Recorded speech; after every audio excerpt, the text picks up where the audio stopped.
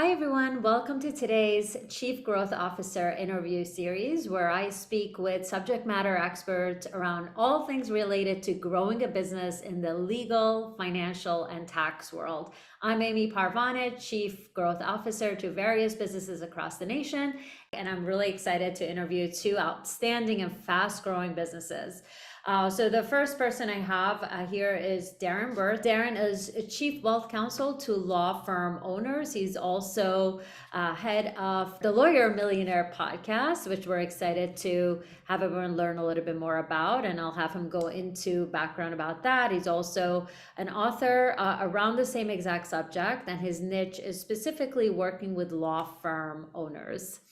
We also have Vanessa Vasquez de Lara, who will share with us about her firm and especially focus on the family law practice, which I'm very excited to learn about. Her firm is Vasquez de Lara Law Group, and we're really happy to have both of you join. Thanks Thank for you for having having us. me.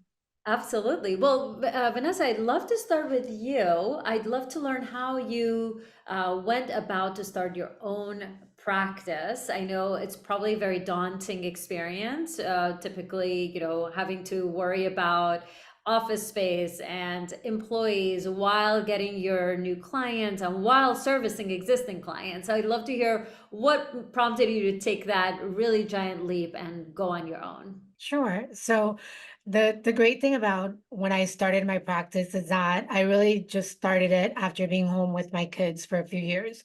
When I started practicing a long time ago. I was working at at a couple of small firms.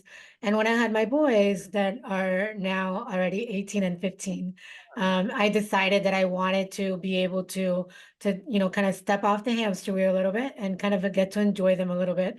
And I thought that that was going to be about a 6 month, kind of like time. And that quickly turned into a 3 year break.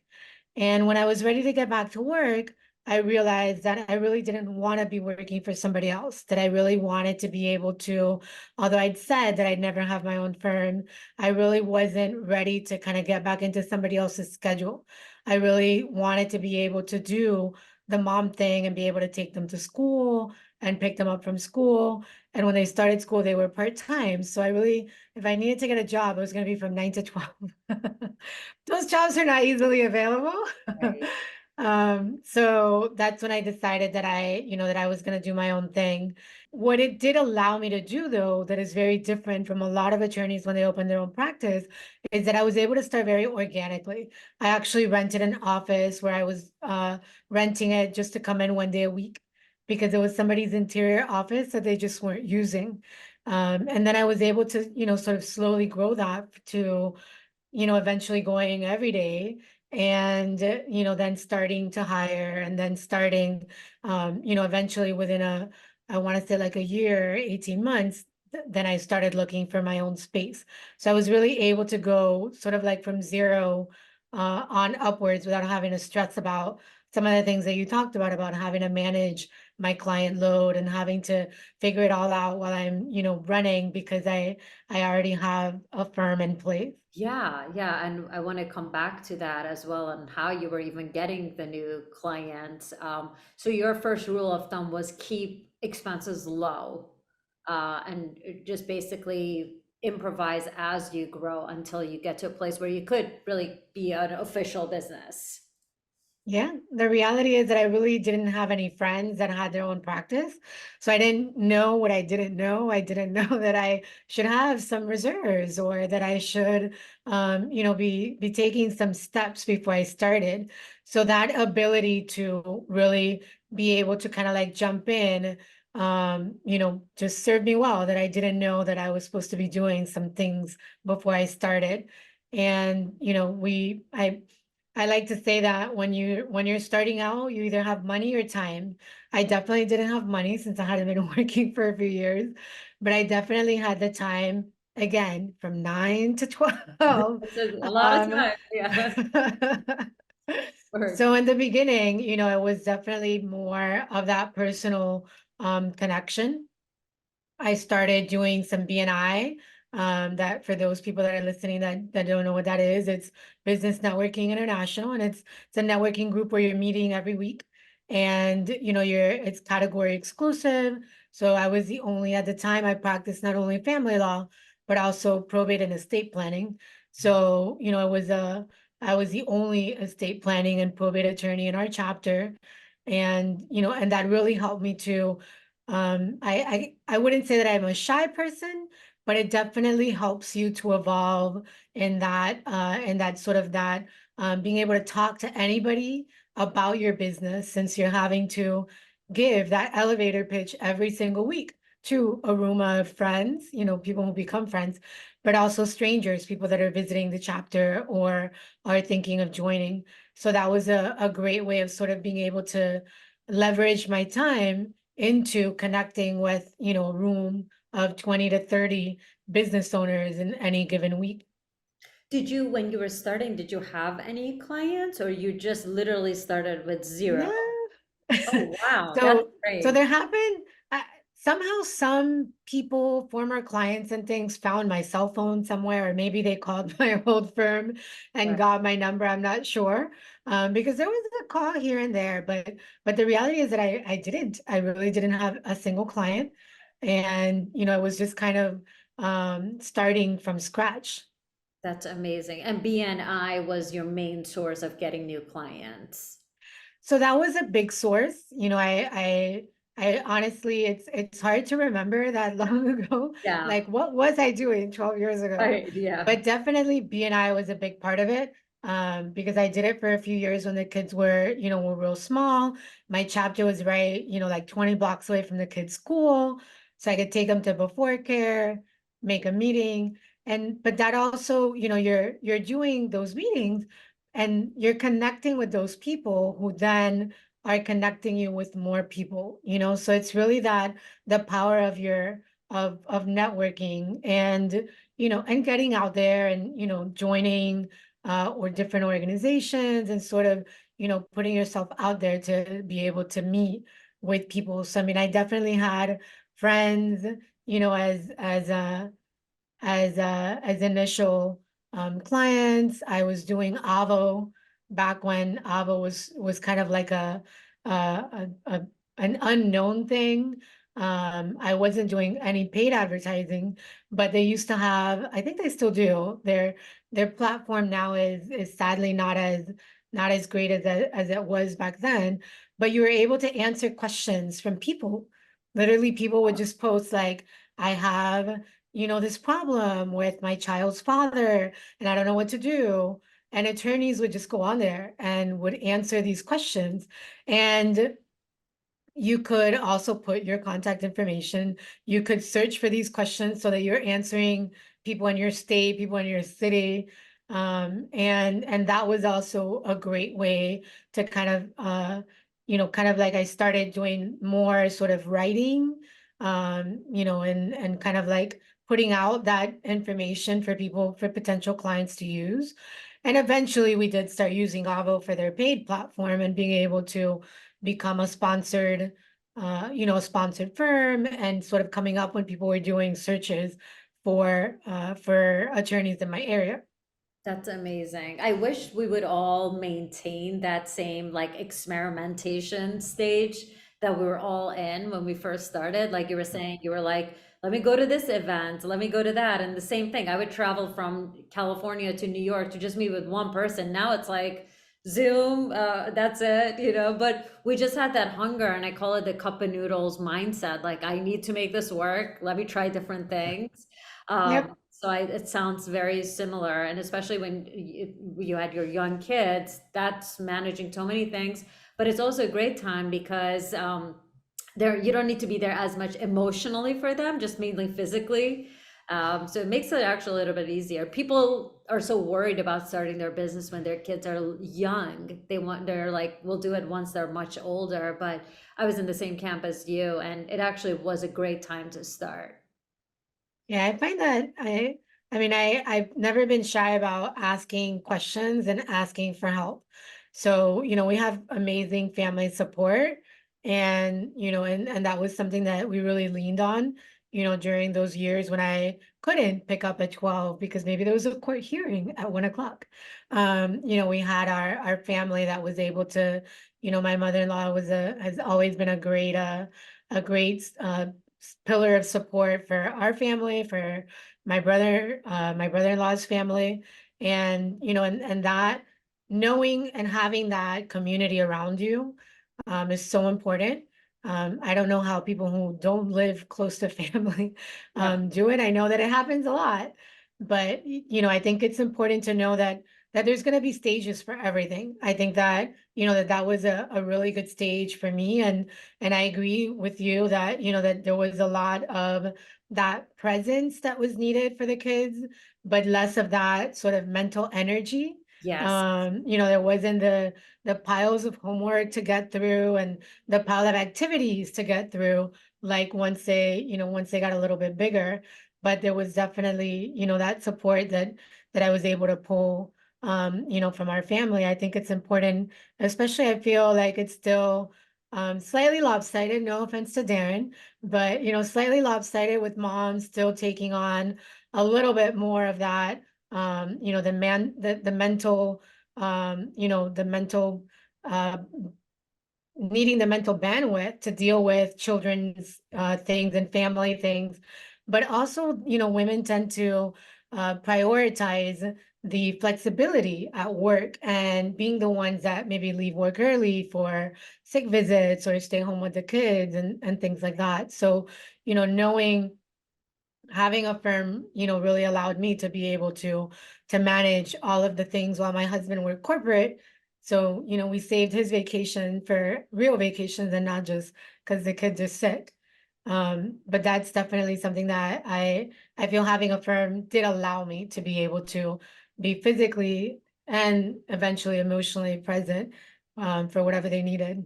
Absolutely. That flexibility I have now with my kids who are, 10 and 13 almost, is something I never ever give up, because that's like, and we earned it from all of the hard work we did to build the business. So for anyone thinking like your kids are too young right now to start a business, or at any stage, it'll never get easy. There's never a good time to start a business. So just go with it if you believe that you could do really well, and the main thing is that you know that you could grow a practice, which leads to Darren. Darren, you specialize in working with only law firm owners.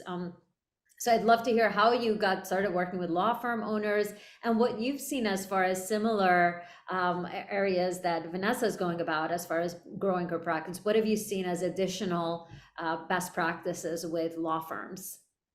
Yeah. Well, I have so much respect for Vanessa because I cut my teeth in a very similar way, starting with no clients, getting out and having to do a lot of networking. And the interesting thing is, I came from a teaching background. So I was an eighth and ninth grade science teacher in a Yeah. former life.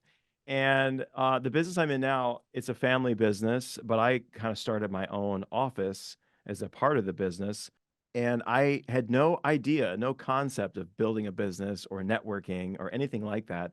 And, I was just doing cold calls as best I could, but I had no sales training or anything like that. And I joined Rotary Club, actually was one of my first networking opportunities. I never did BNI, but through that, I got connected to other similar kinds of networking groups like that. And so had to really learn. I mean, I always considered myself kind of an introvert. So I had to learn how to get out there and talk to people. And it's interesting because if you've been a teacher, you're used to dealing with kids all day, and then you got to get out there and talk grown-up talk with grown-ups. It's like, oh no. Yeah, exactly. Exactly. Yeah, yeah. So I actually listened to or read a book called The Fine Art of Small Talk. It's one of the greatest books I ever Oh, read wow. early on in my career. Yeah. And it just gave you like a process for how to go into a meeting and successfully network in a group of people. And that was really, really fun. Long story short, I did a lot of networking. I met a lot of attorneys who became clients because attorneys do a lot of networking too. And as I grew my business, I knew I needed to specialize in a certain area in order to really stand out. There's a lot of financial advisors, a lot of financial planners out there. And it's very difficult to stand out. I was challenged to focus on a particular area by some people that I was working with, some marketing folks. So I just looked at my client roster and I was like, hey, I have a lot of attorneys and I don't see a lot of financial planners focused on the legal space. So let's go in that direction. And here we are today. I mean, it's gone through some different turns and twists along the way, but yeah, that was kind of the initial pathway. I would say what That I've really focused on now is law firm owners part. specifically, Yeah. because they're the really fun, interesting people to work with. I love the growth mindedness and the entrepreneurial nature and the ambition. And it's just really a joy to work with those folks. I love that. And it's such a great, learning point for a lot of advisors who think that you need to know your niche before you start, just because maybe that was your background. You could have said, I'm going to go after teachers because that was your background. But no, you kept an open mind and you started seeing what's attracting to me, what's coming my way, Yeah. and then found commonality. I'm the same exact way when I was in wealth management, thinking, I'm going to go after people who grew up in the same town as me or the same area. And they were not interested, but somehow I ended up becoming wealth manager to the most random group of people who ended up becoming extremely powerful of a group to work with. So keep an open mind about your niche, but once you find commonality, keep drilling lower and lower into as specific as you can get. Yeah. Yeah. I would The agree with riches that. are in the niches, right? That's Yes, right. exactly. Yeah. So within the law firm owners, you're seeing some of the most entrepreneurial, areas out there. So share with us kind of like what Vanessa was doing. What have you seen them do as far as best practices in growing?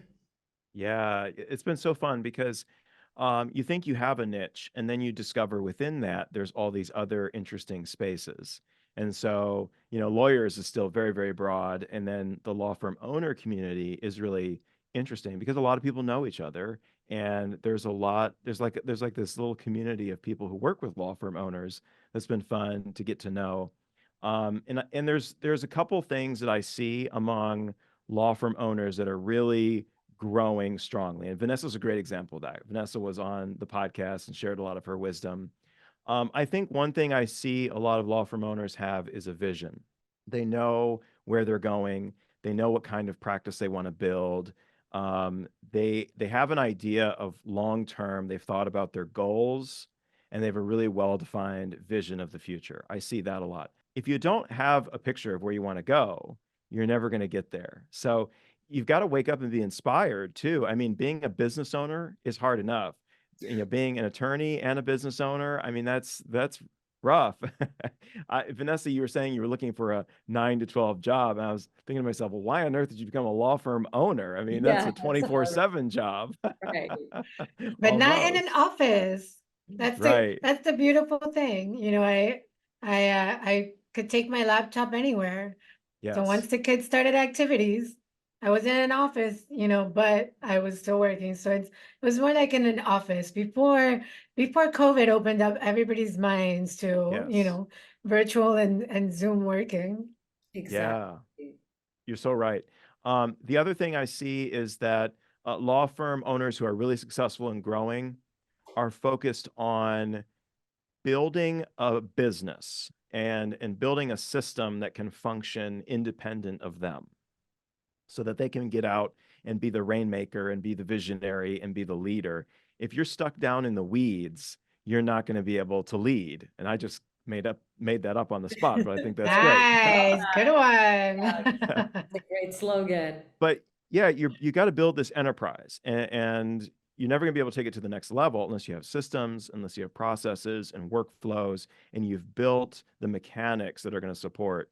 I mean, so many people think that growth is just get out there and get more clients, but more clients also brings more stress to the organization and potentially more costs, and more revenue doesn't always translate to more profit. So Right. you've got to build the enterprise, let the enterprise support that growth, and get to the stage where you have that growth potential.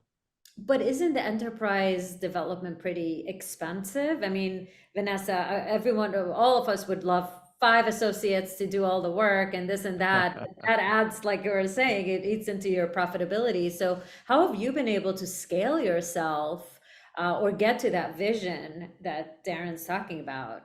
It really needs to start from trying to be, and I definitely failed at this in the beginning, but you really want to try to be thinking about making your decisions with an eye to that future and an eye to that vision.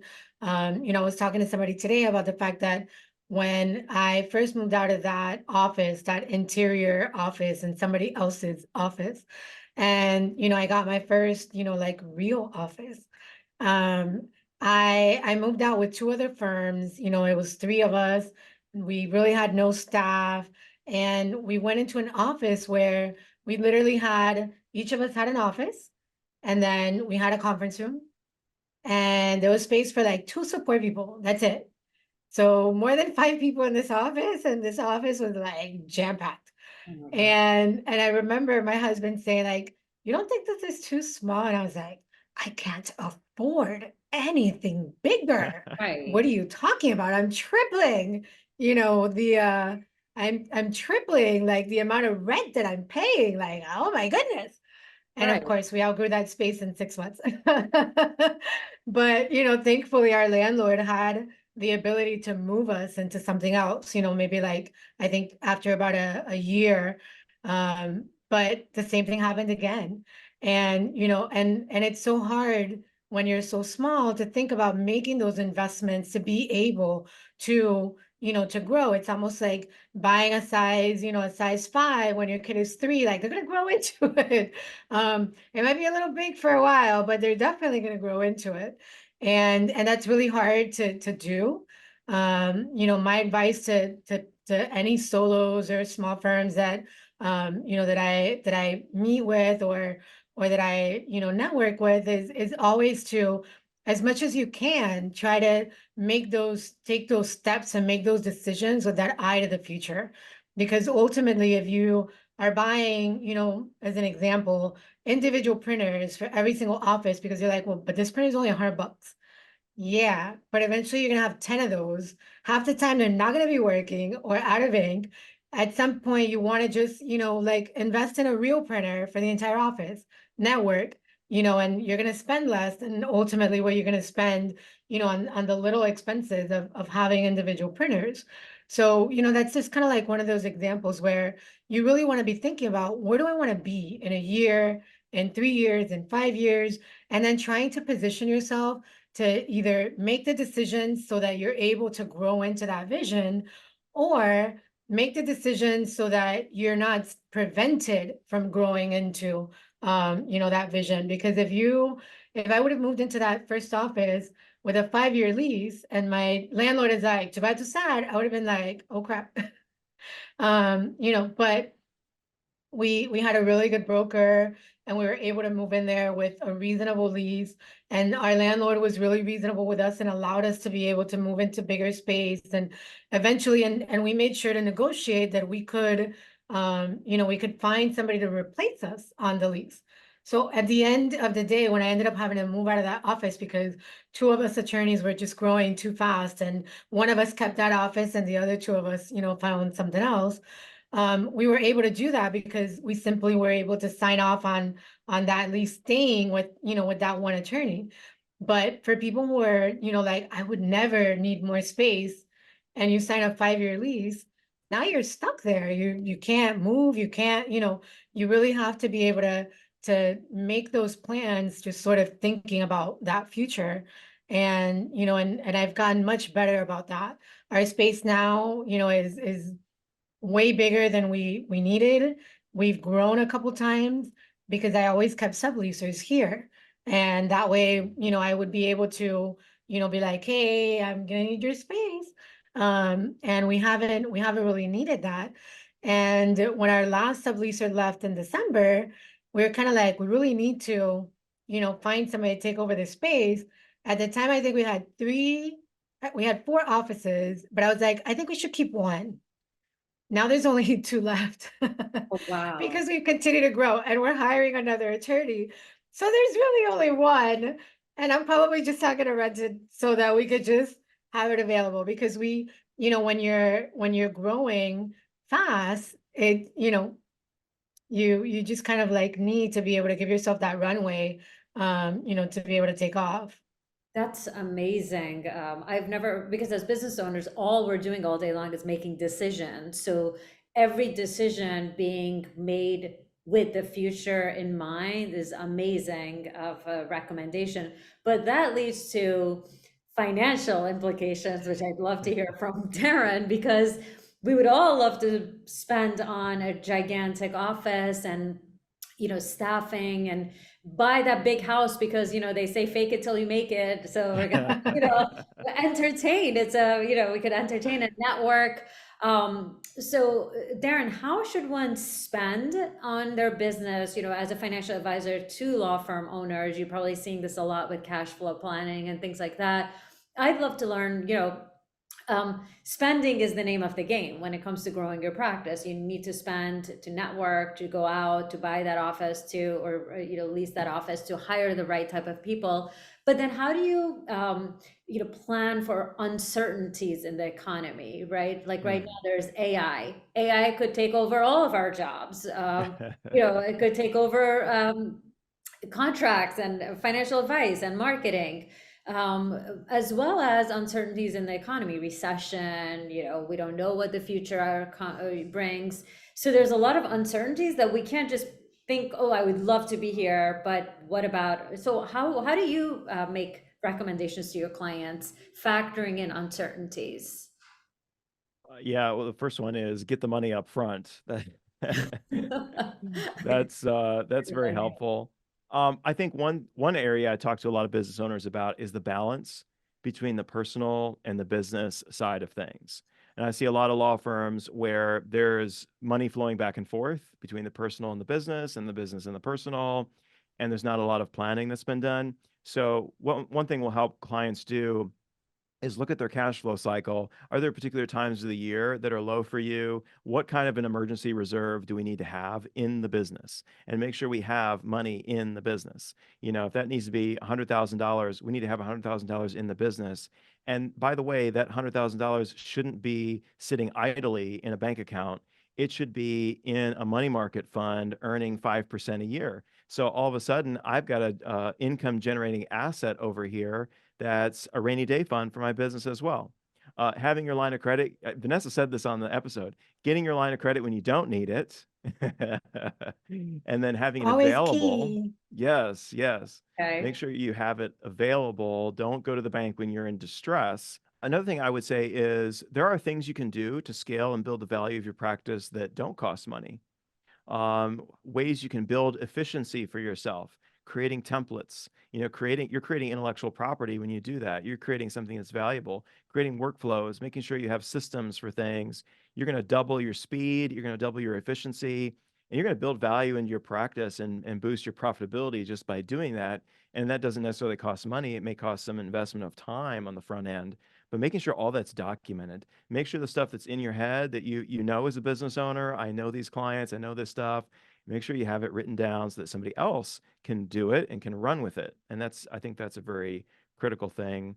The last thing I'll say is I think you got to be fast and flexible. So one of the ways we do business planning is by having these 90-day implementation cycles where you're constantly recalibrating, reevaluating, and then you can adjust and you can go with the flow, right?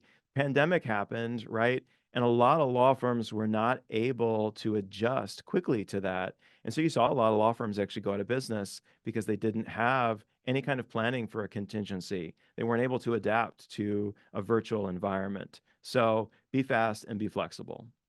Interesting. I love that.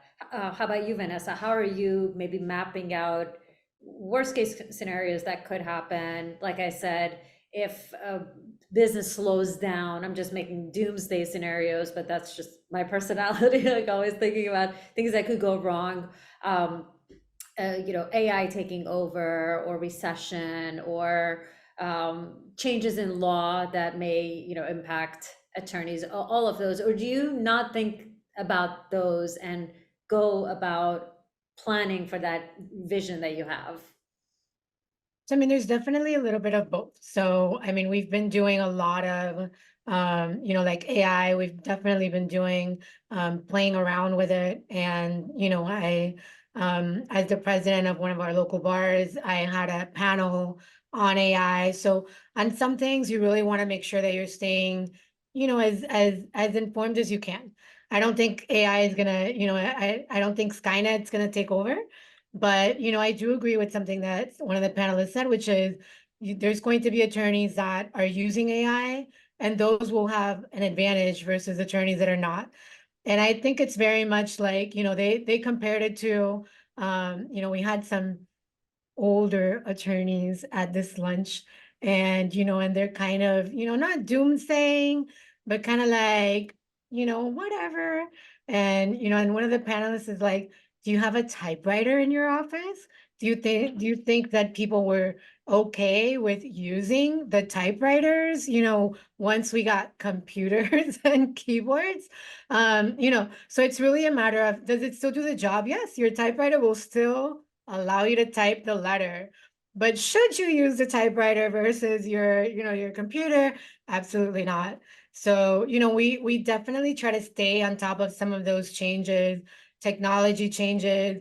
I pride myself on, on always having an open door policy about a better way of doing things. I don't get stuck in the, well, that's how we do it. Like, no, just because that's how I started doing it 20 years ago doesn't mean that that's how you need to do it today. And my team knows that. We are constantly tweaking our policies, our procedures to make sure that we're doing it the best way. Because sometimes when you're not in the trenches, you forget what it is like to do the work in the trenches. So they're gonna have the best, bird's eye view of anything that needs to be perfected or improved upon. So with respect to that, we are always trying to make sure that we are always evolving and using all of the tools at our disposal. We're definitely not, as affected by, we are definitely affected when the economy, slows down or when there's issues, but we are a little bit more recession proof in the sense that when things are good, we see more divorces. People can envision a future where they're splitting up their finances. When things are not good, we see less divorces because people can't imagine having to separate their finances. But we see more cases that are not divorces, which means more what here in Florida we call paternity actions, child support actions, time sharing actions, things where people are already living apart because they weren't married to begin with, and now they need the financials to be sort of, put through the courts. So we're not recession proof, but we're definitely, we do see, we've had an increase in business every year since I opened the firm, which I think was 2012. So, it hasn't been something that, whether the economy has been good or bad, even COVID year, we made the exact same amount of money as we made the year before. So, so it's really something that, despite all the memes, about the lawyers kind of looking around for, for the business, um, it was something that we were able to continue to service our clients and continue to obtain clients. With respect to planning purposes, you prepare for the worst, but you expect the best. I'm Okay. definitely a glass half full kind of person. And I do have a very positive outlook, and I assume the best of every situation, every interaction. My husband, who, like I said, is our COO, he is a glass half empty. So Right. we apparently, we apparently meet in the middle. So he's definitely great at planning for that. And he's always sort of the naysayer, like, can we afford that? Do we need that extra employee? And I'm like, absolutely. There's gonna be more work next month. Just trust me on it. Right. But we Exactly. prepare, so like Darren mentioned, we've got 2 lines of credits that are completely available and empty. Our bankers tell us to make sure that you use them, you cycle it so that Right. they don't get closed. But but we really use them just as almost like a cycle of cash as opposed to using them. Neither of them owes anything right now. I'm a big proponent of my Amex and putting our stuff on there and being able to manage our cash flow, because we just have one, big payment every month instead of, trying to make sure that there's always cash and operating. And we also, like Darren said, have that rainy day fund that we keep, invested so that it's making some money. but some that we keep just in a money market liquid, down the street. So we definitely plan for the worst, but we keep making those plans. Our budget for this year called for hiring of paralegals and attorneys, and when we found good candidates, even though it wasn't right on the timeline that we had it on the budget, I said finding the right candidate is better than not. So we need to move because this is in the plan already. So we might as well just, move up the timeline when we find good people. We've got the reserves if anything happens. But the reality is that people get kind of freaked out about, oh, I need, for an associate, for example, I need $100,000 to hire this associate. Like, no, you don't. You need the next paycheck. And then you need the next paycheck after that. And then Oh, you need the next paycheck after that. So you don't need to have $100,000 sitting in an account. You really need to have, that's a lot of math, but that's Yeah. four, that's like 2,000 a week. So that's about 4,000 every bi-week. You really need to have, 4,500 to be able to pay them, the next paycheck and the next one after that. And they're not a cost, they're not an expense, for very long. We onboard, typically in 2 to 4 weeks. So by the second month, our billable team is earning their keep. So really, when you make the right plans and you make sure that you are, taking the right steps, you really need to kind of execute on that vision, until the economy or the experts or the government tells you otherwise. right, exactly. I love that. Speaking of, just being able to earn more billable hours, Darren, you're obviously doing the podcast. What have you seen as far as like best practices from a marketing perspective with other law firm owners? What marketing strategy, not just sale, I consider like networking, more sales, in person, but what kind of marketing, digital or advertising have you seen that's been working for law firms? Oh, that's a great question. Marketing isn't really my forte in terms of law firms. I'm focused on the business fundamentals. But I think, number one, at the end of the day, what I've heard a lot of attorneys, the number one thing for most people is be on Google, be number one on Google. Google Maps is really, really critical, making sure you're there, making sure you have a really strong digital presence. And that's always evolving. And, Vanessa said you need to always be um, learning and aware. And that's really, really key because things are always changing.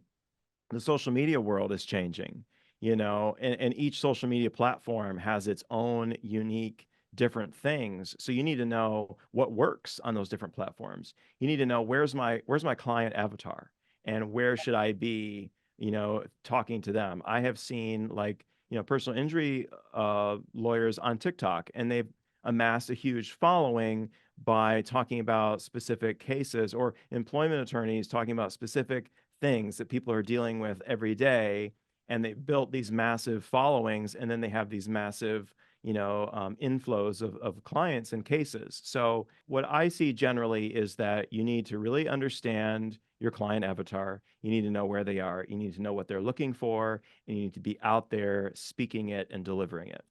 Absolutely. How about you, Vanessa? What have you seen as far as marketing methods that have worked for you?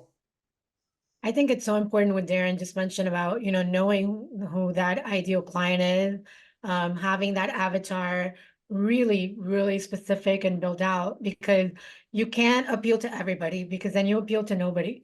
And we try to do that with our messaging, whether it's our ideal client, which, is a divorcing dad, and our messaging that we're putting out is being ideally heard by that ideal client. But I mean, what the many of the firms that I know and I are doing is, it's always making sure that that, like Darren said, your digital presence. I Google everything. I Google, if I want to go to a doctor, I Google the doctor. I Google, it's so important to have that presence so Reviews. that Yeah. people can really, connect with you before they walk into the office. we do, the Google My Business is definitely a big part of our marketing strategy. We've got, a few satellite offices, so making sure that, that our GMB is fully, operational in the different offices so that people can really find us, because if people can't find you, you definitely can't help them. We're doing PPC, we're doing local service ads, we're doing SEO on our website. We're doing a lot of social media work, paid and organic. If you visit our social media channels, there's a lot of videos where I'm helping, to educate not just our potential consumers, but just people in general, because sometimes it's about, maybe your friend is going through a divorce and maybe you kind of want to understand what that looks like. So, you might catch some of our videos. I had a great story from a networking group that I'm involved in, where one of the members was like, I had to give a deposition in my own case, and I watched your video about it, and I felt so much better about what to do. I showed it to my lawyer, she showed it to the rest of her office.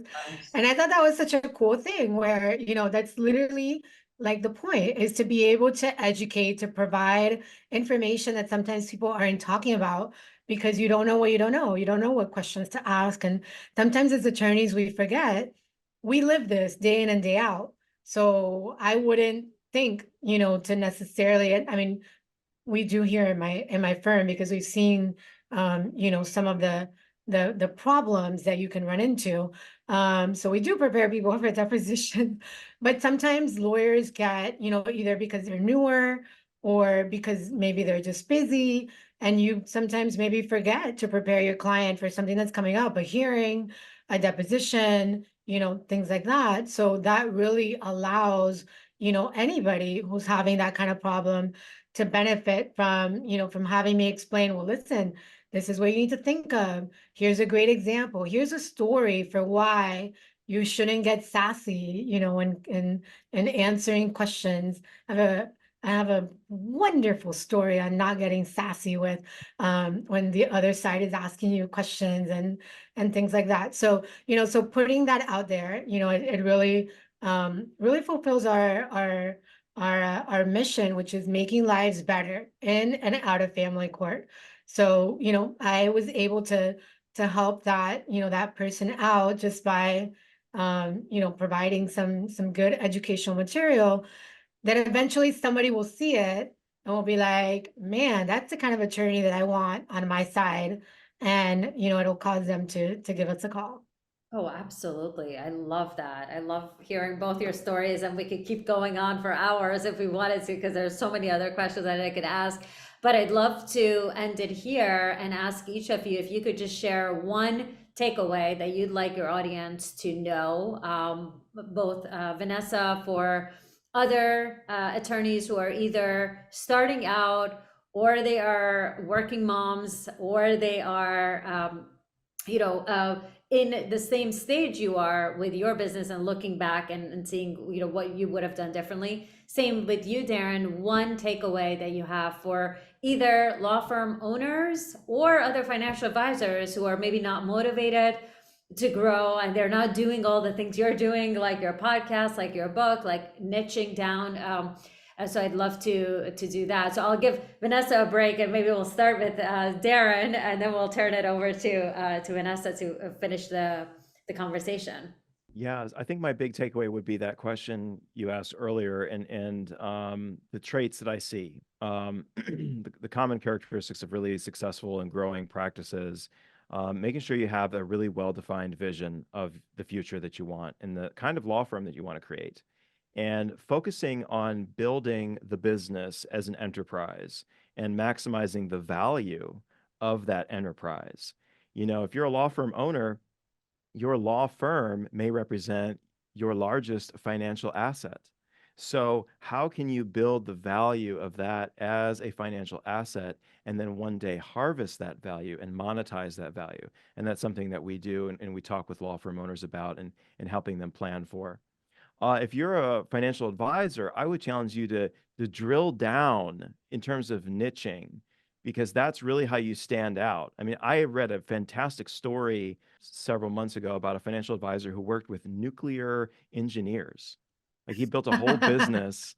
Wow. Yeah, because they're all like have a very unique like pension plan and stuff going on. So he developed a whole service model for these individuals. So there's no limit to the number of niches that are out there. And that's really where you can. The other really fun thing about having a niche is you can become part of the financial advisor community. And other financial advisors are not your competitors because they each have their own different business model. I'm not going to sign clients that are not, fitting my particular client avatar because the process that we've built and is really particular to our clients. And it would be a lot of work, that really wouldn't be very beneficial to us or the client if I was to bring on new clients that really didn't fit that model. Absolutely. And I think it just builds more credibility in you. You know your stuff around this. I can't tell you how many financial advisors I know and work with whose niche is business owners or wealthy people. I mean, that's just like such a vague generalization. So then, Yeah. if that's what you want to do, if your niche audience is, wide, at least niche down your specialty, whether Yeah. that's you focus on international investing or financial planning, but within financial planning, budgeting, get very granular. Don't be all things to all people, like, because like Vanessa said, then you're nothing to no one. You're just too high level. So I love that. And I think you've done a really fantastic job of that. And one thing I just love about Darren is your motivation, which is like addictive. It's like Darren is more motivated than me, and I'm in the sales and marketing world. So I love that. And that's why we have him here in this interview. And how about yourself, Vanessa? My one takeaway would probably be don't be afraid. That seems so basic, but I feel like attorneys are so wrapped up in their egos and feeling like, oh, I can't fail. I can't hire because what if I have to let them go because I can't afford it? So we end up being very conservative on all of the moves that we're making, whether it's marketing, networking, hiring, operations. I'm always surprised when I hear of a 20-year attorney who's still answering their own phone and doesn't have any staff and doesn't seem to enjoy it. All the attorneys talking about like that they don't want their kids to be attorneys. I would love it if my kids became attorneys and joined my firm, but you can't be afraid of failure. You typically you learn more by the failures than you do by the successes because you then have to kind of figure out where do we go wrong, where do we make a bad decision, how do we make sure that we don't make that same decision in the future so that we can try again and try again and try again. So ultimately being afraid just leads you to not making that decision because you're afraid of making a wrong decision instead of making in the same amount of time that it takes you to make the right decision. You could have made the wrong decision 3 times, but you'd still be way further ahead just because you learned something every time that you made that bad decision. So I think that encouraging, especially moms who feel like they can't do it all. I actually 100% agree. You can't do it all, but you can do it all, but you can't do it all at the same time. So you can't be afraid of having seasons, and this might be the right season for, being at home with your kids. This might be the right season to hire help to help you with your kids. This might be the right season to enjoy not having your kids, and being able to really spend that extra time, networking around your career. But you have to figure out that you can't do it all at the same time. You can't be healthy and have a super career and be super mom and super wife and do all the things at all the time. That's just not possible. But we tend to be afraid of judgment. We tend to be afraid of what others will say. We tend to be afraid of making those bad decisions. So then it sort of leads us to this paralysis. So what I would encourage is make the leap. It's worst case. You just got to make sure that you're tied with that bungee so that you just bounce back. But you got to take the leap. Absolutely. I I love love it. hearing that. I love hearing it. And as you all can see, we've got two different personalities here. Darren, who's a self-proclaimed introvert, and he's really focused on the digital marketing side. because you don't have to go out networking if you're really good at digital marketing. And that's something we help a lot of firms with, getting them on page one of Google. And Vanessa, who's really fantastic on the networking and business development and just really being an amazing businesswoman first, then attorney, which you really do need to have in order to succeed. So don't quit your day job yet until you have a plan around marketing and sales. Darren and Vanessa are here. I will include their contact information below. If you're looking for family law expertise, reaching out to Vanessa and her team, as well as Darren, if you're looking to speak with him about your law firm and finances around it to really project your financial needs as you go and build this dream. So thank you both for joining us on today's session, and I look forward to being in touch with next steps. Sounds good. Thank Thank you. you.